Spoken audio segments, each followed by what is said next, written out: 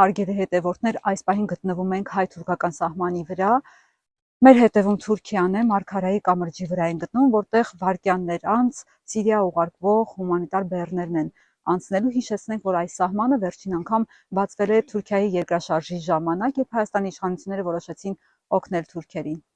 Հիմա կտեսնեք բեռների տեղափոխումը այս կամրջով։ Գնացինք։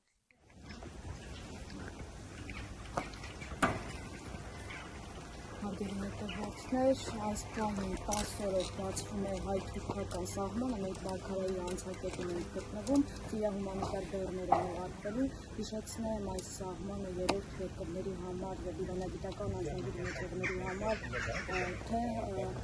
հայկական և թուրքական իշխանությունները ասում են, որ բացվելու է դեռևս 2022 թվականից այդպիսի խոստումներ էին հնչում, բայց բացվեց։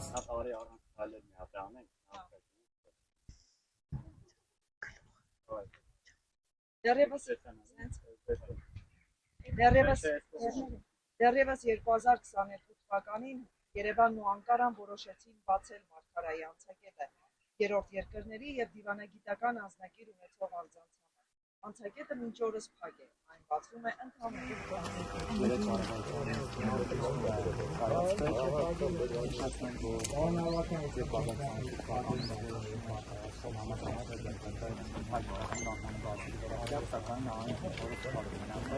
մեկ անգամ են ամեն բացվել, երկրաշարժի